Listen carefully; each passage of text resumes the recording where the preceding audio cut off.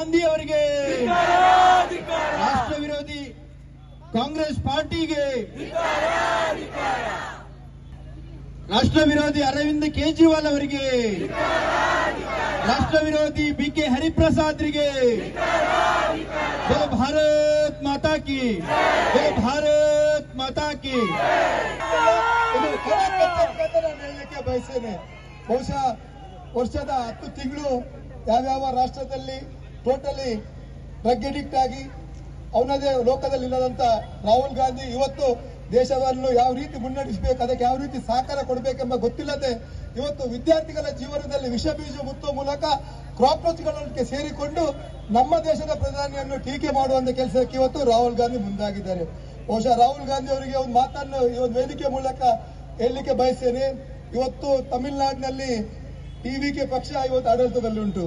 TVK ಪಕ್ಷ ಇವತ್ತು LTT ಪ್ರಭಾಕರನ್ನ ಒಂದು ಸಹಕಾರದೊಂದಿಗೆ ಅವರ 3 ಶಾಸಕರೊಂದಿಗೆ ಇವತ್ತು ಸರ್ಕಾರ ರಚನೆ ಮಾಡಿದ್ರೆ, ಇವತ್ತು ರಾಜೀವ್ ಗಾಂಧಿ ಯಾರು? ರಾಹುಲ್ ಗಾಂಧಿ ಅಪ್ಪ. ರಾಹುಲ್ ಗಾಂಧಿ ಅವನ ಅಪ್ಪನನ್ನು ಕೊಂದ ಈ ಎಲ್ಟಿಟಿ ಪಕ್ಷದವರ ಜೊತೆಗೆ ಕೈ ಜೋಡಿಸಿದ್ರೆ ಅವನ ಮನಸ್ಸಿಗೆ ಅರ್ಥ ಮಾಡಬೇಕು.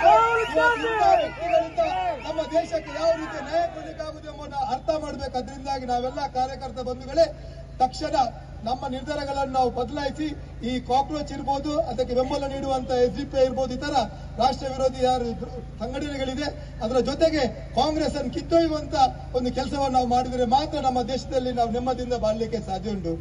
ಇವತ್ತು ಯಾವ ರೀತಿ ಸೋನಂ ವಂಚು ಇರ್ಬೋದು, ಬೇರೆ ಬೇರೆ ಜನರು ಇವತ್ತು ಕಾಂಗ್ರೆಸ್ಸಿನ ನೇತೃತ್ವ ಹಿಡ್ಕೊಂಡು ಇವತ್ತು ಪ್ರತಿಭಟನೆ ಮಾಡಿದರೆ ಬಹುಶಃ ಯಾವುದೇ ವಿದ್ಯಾರ್ಥಿಗಳ ಮೇಲೆ ಒಂದು ಕಾಳಜಿಯಿಂದ ಅಭಿಮಾನದಿಂದ ಅಲ್ಲ.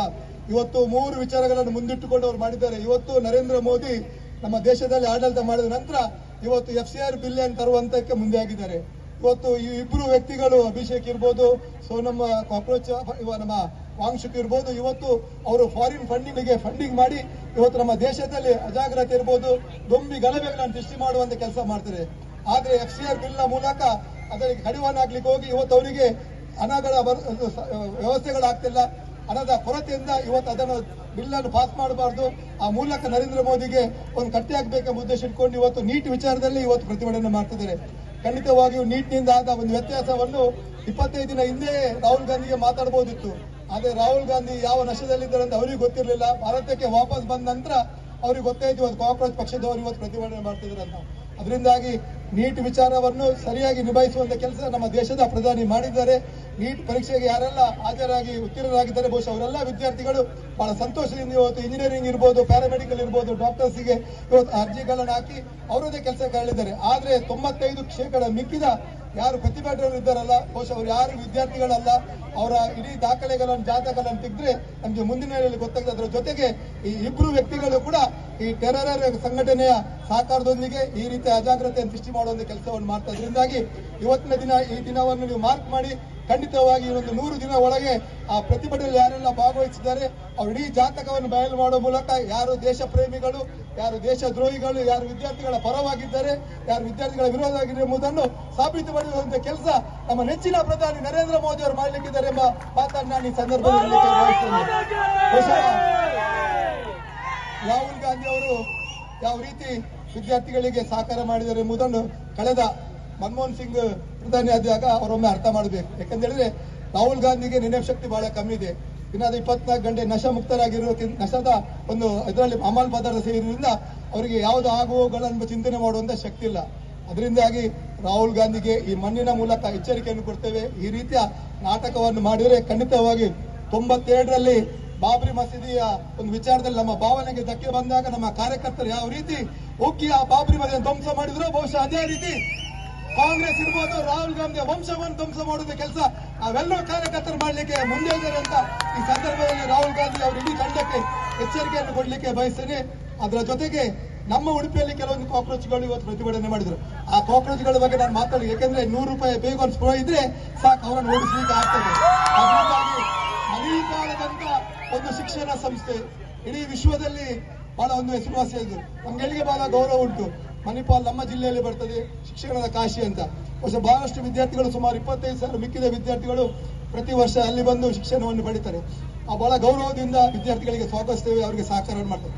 ಆದ್ರೆ ಮೊನ್ನೆ ದಿನ ಆ ವಿದ್ಯಾರ್ಥಿಗಳನ್ನು ಬಳಸಿ ಕೆಲವೊಂದು ಫ್ಯಾಕಲ್ಟಿಗಳು ಯಾರು ಕೇರಳ ಮೂಲದವರು, ತಮಿಳುನಾಡು ಮೂಲದ ಫ್ಯಾಕಲ್ಟಿಗಳು ಅವರು ವಿದ್ಯಾರ್ಥಿಗಳನ್ನು ಅವರ ತಲೆಗೆ ವಿಷ ಬೀಜವನ್ನು ಬಿತ್ತುವ ಮೂಲಕ ಕೇವಲ ವಿಷ ಬೀಜ ಬಿತ್ತುವಲ್ಲ, ಇವತ್ತು ಡ್ರಗ್ಸ್ ಅನ್ನು ಸಪ್ಲೈ ಮಾಡುವಂತದ್ದು ಯಾರು ಮನೆಪಾಲಿದ್ರೆ ಆ 7 ಜನ ಫ್ಯಾಕಲ್ಟಿಗಳಂತ ಹೇಳಿಕೆ ಬಯಸಿದ್ರೆ ಅವರ ಪಟ್ಟಿಯನ್ನು ಕೂಡ ತಕ್ಷಣ ಬಿಡುಗಡೆ ಮಾಡ್ತೇವೆ.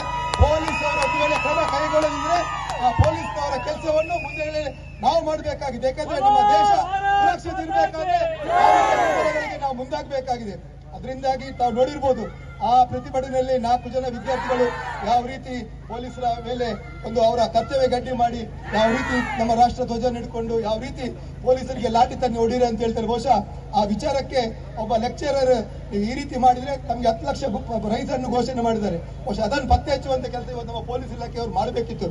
ಒಂದು ವೇಳೆ ಆಗದಿದ್ರೆ ನಾವು ಅದರ ಇಡೀ ವಿವರವನ್ನು ಅವ್ರ ಇಡೀ ಮಾಹಿತಿಯನ್ನು ಕೊಡ್ಲಿಕ್ಕೆ ಬದ್ಧರಿದ್ದೇವೆ. ಕ್ರಮ ಕೈಗೊಳ್ಳದಿದ್ರೆ ನಮ್ಮ ರೀತಿಯಲ್ಲಿ, ಯಾಕೆಂತ ಹೇಳಿದ್ರೆ ಪೊಲೀಸರಿರುವ ದೊಣ್ಣೆಯು ಕೂಡ ನಮ್ಮ ಕೈಯಲ್ಲಿ ಕೂಡ ಹಿಡಿಲಿಕ್ಕೆ ಅದು ಸಾಧ್ಯ ಉಂಟು. ಅದರಿಂದಾಗಿ ಅದರ ಪರಿಣಾಮವನ್ನು ಕೂಡ ಆ ಸಂಸ್ಥೆಯ ಕೆಲವೊಂದು ಮುಖ್ಯಸ್ಥರು ಯಾರೆಲ್ಲ ಪ್ರತಿಭಟನೆಗೆ ಸಹಕಾರ ಮಾಡಿದರೆ ಅವರು ಕೂಡ ಅದನ್ನು ಎದುರಿಸಬೇಕಾಗ್ತದೆ. ಅದರಿಂದಾಗಿ ಇವತ್ತಿನ ಈ ಪ್ರತಿಭಟನೆ ಕೇವಲ ಪ್ರತಿಭಟನೆ ಅಲ್ಲ, ಇದೊಂದು ಕೊನೆಯ ಎಚ್ಚರಿಕೆ. ನಮ್ಮ ತಾಳ್ಮೆಯನ್ನು ಪರೀಕ್ಷೆ ಮಾಡ್ಲಿಕ್ಕೆ ಹೋದ್ರೆ ಖಂಡಿತವಾಗಿ ನಾವು ತುಂಬಾನೇ ಸಹಿಸುವುದಿಲ್ಲ, ಅದನ್ನು ಬಿಡುವಂತ ಪ್ರಶ್ನೆ ಇಲ್ಲ. ಅದರಿಂದಾಗಿ ಇವತ್ತು ಯಾವ ರೀತಿ ಕರಾವಳಿ ಭಾಗಕ್ಕೆ ಅನ್ಯಾಯ ಆಗಿದೆ, ಖಂಡಿತವಾಗಿ ಅನ್ಯಾಯವನ್ನು ಸಹಿಸುವಂಥದ್ದು, ಆ ಅನ್ಯಾಯ ಎದುರಿಸುವಂತಹ ಶಕ್ತಿ ನಮಗೆ ದೇವರು ಕೊಟ್ಟಿದ್ದಾರೆ. ಖಂಡಿತವಾಗಿ ಮುಂದಿನ ದಿನಗಳಲ್ಲಿ ತಮ್ಗೆಲ್ಲರಿಗೆ ನ್ಯಾಯ ಒದಗಿಸುವಂತ ಪ್ರಾಮಾಣಿಕ ಪ್ರಯತ್ನವನ್ನು ನಾವು ಮಾಡಲಿಕ್ಕೆ ಬದ್ಧರಿದ್ದೇವೆ. ಅದರ ಜೊತೆಗೆ ಇನ್ನೊಂದು ನಾಟಕ ಕಂಪನಿ ಉಡುಪಿಯಲ್ಲಿ ಪ್ರಾರಂಭ ಆಗಿದೆ. ಅವೆಲ್ಲ ನೋಡಿರ್ಬೋದು, ಪ್ರಕಾಶ್ ರಾಜ್ ಅಂತ ನಮ್ಮ ಕರಾವಳಿ ಭಾಗದಲ್ಲಿ ಬಹಳಷ್ಟು ನಾಟಕ ಕಾರ್ಯಕ್ರಮಗಳನ್ನು ಮಾಡಿದ್ದಾರೆ. ಇವತ್ತು ಏನ್ ಮಾಡಿದ್ದಾರೆ ಅಂತ ಹೇಳಿದ್ರೆ, ಈ ಕಲಾವಿದರನ್ನು ಒಟ್ಟು ಮಾಡಿ ಕಲಾವಿದರನ್ನು ಕೂಡ ಅವರ ತಲೆಗೆ ವಿಷ ಬೀಜ ಬಿತ್ತುವಂತ ಕೆಲಸವನ್ನು ಮಾಡಿ ಅವರನ್ನು ಮತಾಂತರ ಇರ್ಬೋದು, ಅವರಿಗೆ ಬೇರೆ ಬೇರೆ ರೀತಿಯ ಒಂದು ಆಮಿಷ ನೋಡುವಂತ ಕೆಲಸ ಮಾಡಿದ್ದಾರೆ. ಪ್ರಕಾಶ್ ರಾಜ್ ಅವರೇ, ತಾವು ಕರಾವಳಿ ಅವರು, ತಮಗೆ ತುಳು ಗೊತ್ತಾಗ್ತದೆ, ಕನ್ನಡ ಅರ್ಥ ಆಗ್ತದೆ. ಅದರಿಂದಾಗಿ ತುಳುವಿನ ಭಾಷೆಯಲ್ಲಿ ಹೇಳ್ಬೇಕಾದ್ರೆ ತುದಕ್ಕೆ ಜಾಸ್ತಿ ಅಡಲ, ಕಡಲ ಜಾಸ್ತಿ ಅಬುಜ ಅಂತ. ಯಾಕಂದ್ರೆ ತುದಕ್ಕೆ ಜಾಸ್ತಿ ಅಲ್ಲ, ಕಡಲ ಜಾಸ್ತಿ. ಅದರಿಂದಾಗಿ ಪ್ರಕಾಶ್ ಅವರೇ, ರಾಜ್ ಅವರೇ ಅದನ್ನು ಅರ್ಥ ಮಾಡಿ ನಿಮ್ಮನ್ನು ಇಲ್ಲಿಂದ ಬಂದು ಏನಾದ್ರು ಅಧಿಕ ಪ್ರಸಂಗ ಮಾಡಿದ್ರೆ ಆ ಅರಬ್ಬಿ ಸಮುದ್ರದಲ್ಲಿ ನೀವು ಹೇಳ್ಬೇಕಾಗ್ತದೆ. ಅದರಿಂದಾಗಿ ನಿಮ್ಮ ಜೀವನ ನೀರಿಗೆ ಆಹಾರ ಆಗ್ಬೋದು ಮುಂದಿನ ದಿನಗಳೇ ಅಂತ ಈ ಸಂದರ್ಭದಲ್ಲಿ ನಾನು ಎಚ್ಚರಿಕೆ ಹೇಳಲಿಕ್ಕೆ ಬಯಸಿದ್ದೇನೆ. ಖಂಡಿತವಾಗಿಯೂ ಮಾತನಾಡುವ ಸಂದರ್ಭ ಇದಲ್ಲ. ನಾವೆಲ್ಲರೂ ದಿನನಿತ್ಯದ ನಮ್ಮ ಜೀವನದಲ್ಲಿ ಇವತ್ತಿನಿಂದ ದೇಶಕ್ಕಾಗಿ ನರೇಂದ್ರ ಮೋದಿಯ ಪರವಾಗಿ ನಾವೆಲ್ಲರೂ ಎದ್ದು ನಿಲ್ಲಬೇಕು. ಪ್ರಾಣ ಹೋಗೋ ತನಕ ಆದ್ರೂ ಕೂಡ ನಾನಂತೂ ಸದಾ ಸಿದ್ಧ, ನರೇಂದ್ರ ಮೋದಿಗೆ ಜೀವ ಕೊಡ್ಲಿಕ್ಕೂ ಸಿದ್ಧ. ಖಂಡಿತವಾಗಿ ಇಂಥ ವ್ಯಕ್ತಿಗಳನ್ನು ನಾನು ಈ ಸಂದರ್ಭದಲ್ಲಿ ಹೇಳುತ್ತಾ ಬಹುಶಃ ಈ ಒಂದು ವೇದಿಕೆಯಲ್ಲಿ ಒಂದು ಕೊನೆಯ ಎಚ್ಚರಿಕೆಯನ್ನು ನೀಡಲಿಕ್ಕೆ ಬಯಸ್ತೇನೆ. ನಮ್ಮ ಜಿಲ್ಲೆಯಲ್ಲಿ ಕೆಲವೊಂದು ಅಧಿಕಾರಿಗಳು ಇವತ್ತು ಬ್ಯಾರಿಗಳ ಇಂಜಿನನ್ನು ಕೂಟನ್ನು ನಕ್ಕುವಂತ ಅಧಿಕಾರಿಗಳಿದ್ದಾರೆ. ಇವತ್ತು ಬಹಳಷ್ಟು ಮದ್ರಾಸಗಳಿಗೆ ಪರ್ಮಿಷನ್ ಕೊಡ್ತಾರೆ, ಬಹಳಷ್ಟು ಮತಾಂತರ ಕೇಂದ್ರಗಳಿಗೆ ಪರ್ಮಿಷನ್ ಕೊಡ್ತಾರೆ. ಖಂಡಿತವಾಗಿಯೂ ಯಾರ ಕುಮ್ಮಕ್ಕಿನಿಂದ ಈ ರೀತಿ ನೀವು ಅಕ್ರಮವಾಗಿ ನಮ್ಮ ಮದ್ರಾಸ್ ಇರ್ಬೋದು ಮತಾಂತರ ಕೇಂದ್ರಗಳಿಗೆ ಅನುಮತಿ ಕೊಟ್ರೆ ಒಂದಿನ ನಿಮ್ಮ ಮನೆಗೆ ನುಗ್ಗಿ ಯಾವ ರೀತಿ ಅದಕ್ಕೆ ಪ್ರತೀಕಾರ ಕೊಡಬೇಕಾಗ್ತ ಒಂದು ಪರಿಣಾಮ ನೀವು ಎದುರಿಸಬೇಕಾಗ್ತದೆ. ಅದರಿಂದಾಗಿ ಈ ಸಭೆಯ ಮೂಲಕ ದೇಶ ವಿರೋಧಿಗಳಿಗೆ ಸಹಕಾರ ನೀಡುವ ಅಧಿಕಾರಿಗಳಿಗೆ ಕೂಡ ಎಚ್ಚರಿಕೆ ನೀಡ್ತಾ ನನ್ನ ಮಾತನ್ನು ಮುಗಿಸ್ತೇನೆ.